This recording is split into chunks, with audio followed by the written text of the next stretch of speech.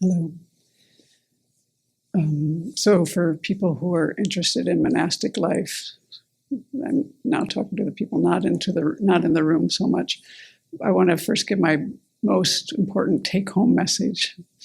For me, think about monastic life. The most important thing to do is to focus on your Dharma practice, which means transforming your mind so that you embody the Dharma, or at least work towards that. Because this way, if you do ordain, you're creating a solid basis for your monastic life. And if you don't ordain, you'll have a solid basis for your lay life. And at a minimum, as an ordinary practitioner, you could die without regret. And now we just had this discussion about money. I would add something I remembered when I decided to become a monastic. One thing I remember was in working in healthcare, I met people who had money, but they couldn't really access it because their minds weren't strong enough to kind of deal with their life situation. So I think having a strong mind is our best insurance policy. And that was one thing I thought about when I decided to leave the lay life and take this leap. So in terms of some things, I wanted to break this talk into things to think about as an individual and as a member of a community. And these are things that have helped my practice, my Dharma practice, in terms of an individual. And the way I want to explain this first one is, at least intellectually, I think it's good to think about this thing where they have the expression, the conceit of I am. I am this, I am that, I'm a Buddhist, I'm a monastic wannabe. And but the thing is I don't know if you recall when we had the discussion group on approval, how this big I came up so easily. And one thing I was taught, Geshe Jampa Tekcho, was when you were talking about taking hold of a precious human life, and this is something I like to think about a lot, it's not about who we are, it's about what we can do. And so I think that's really been helpful for me, because we can get hung up with who we are, and I don't get to do this, and I don't get to do that, and da-da-da-da-da, and so this big I gets in the way. But it's, instead of thinking about our precious human life, is what we can do. So what can we do with it? And the one thing that's the most beautiful thing that we can do is we can clean up our motivations. So sometimes we start with a good motivation, and then it kind of slides into something that's very self-serving. Or sometimes we'll notice that our motivation is mixed, and we can recognize that and change it and make it more virtuous.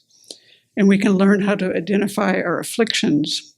And here, of course, we're taught to work with the biggest ones first, but we have to do this for years and years. But eventually, I have the thought that it's just that work that will help us to see the origins of our dukkha, and then we can help to have this desire to be free of all of this samsaric life of being under the control of afflictions and karma.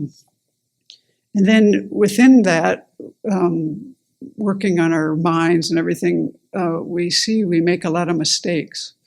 I like to call it falling down. And Shantideva says, in my words, falling down isn't the problem. The problem is not getting up. And so we do make a lot of mistakes. And the main thing is, what I say to myself is, just don't wallow. Get up as soon as you can. And so I wanted to share a perspective on this in the Catholic Church. They have a discernment process that I think is about a 7-year process to complete. But one thing that they said was, every newcomer needs to learn the art of spiritual discernment, to distinguish between what is real and life-giving and what is merely illusory and will ultimately lead nowhere. Discernment is learned by practice, and practice involves making many mistakes. So we do make a lot of mistakes, but we have to develop and cultivate our wisdom and our other good qualities to, work with them. And one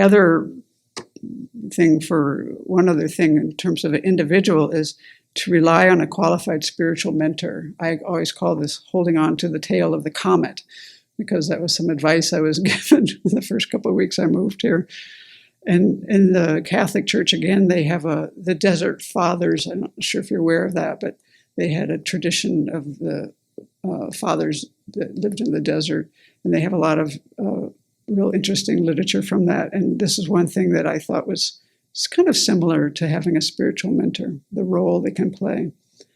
The tradition of the desert was that the young monk needed to submit himself to the guidance of an experienced elder and to put aside any thought of remaining the master of his own life. So that's for a young trainee. He had to learn humility through recognition and avowal of his own failures and limitations. It was the kindliness and humanity of these battle-scarred spiritual guides that communicated to the next generation the courage to continue the journey which they had begun. I think that kind of rings true in the sense of we do gain a lot of inspiration from our spiritual mentors. When push comes to shove, we can say, wow, look at that. They did it. They've been able to do this. And so I thought that was a nice way to see that. And we have to recognize that we can't see our own faults very well, and we need guidance. Just like somebody who's going to become a physician, they have to go through all this training and be taught. When we're the same, we're going to become a physician to our own mind, to become the master of our own mind, so to speak. So we need guidance in that way.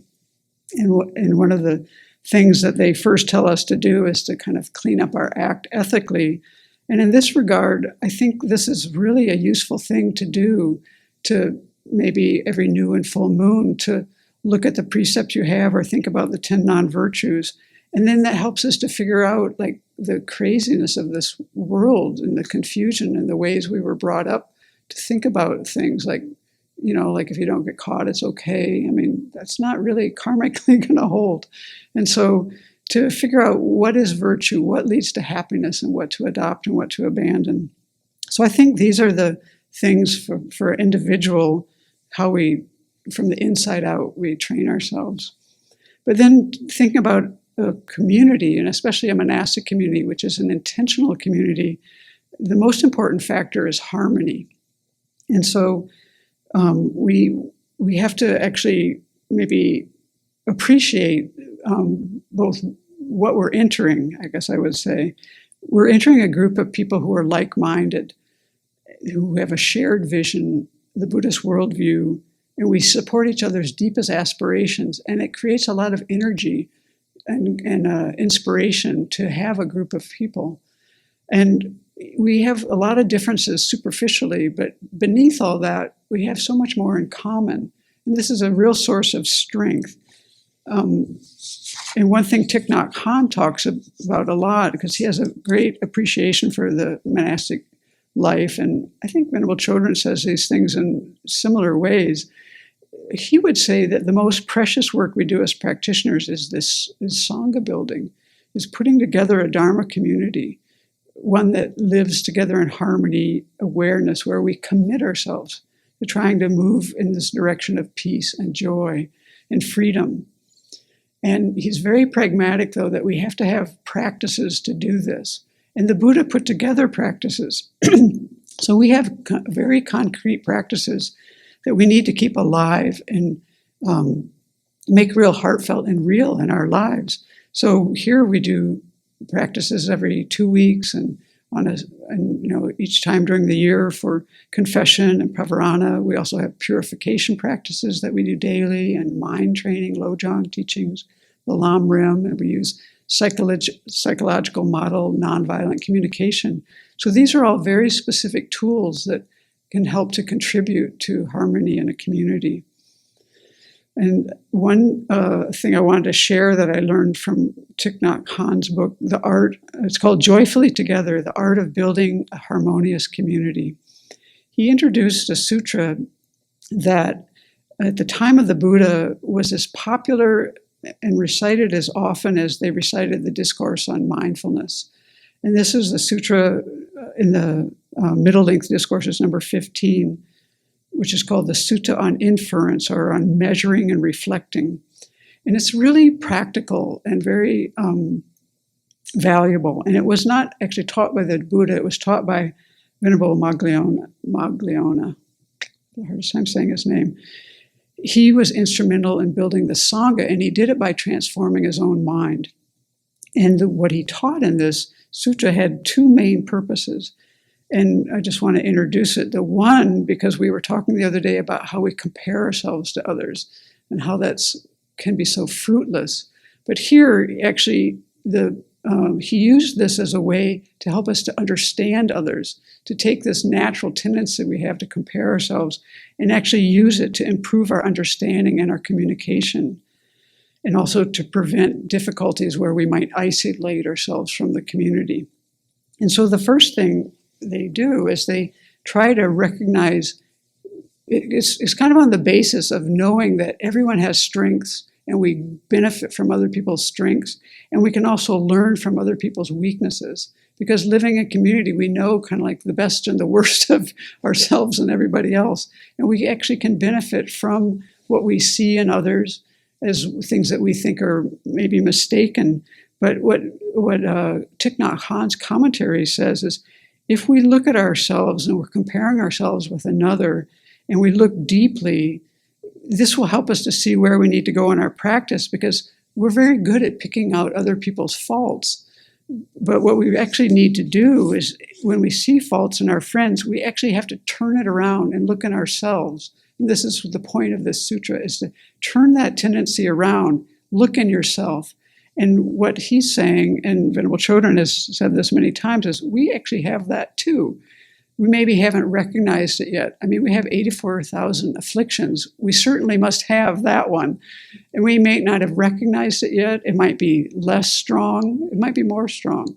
But I think that's a really positive way to use this tendency. And then, because we have these different factors in the mind that get in the way of community life, this sutra also goes on to talk about 17 ways that we become isolated in a community.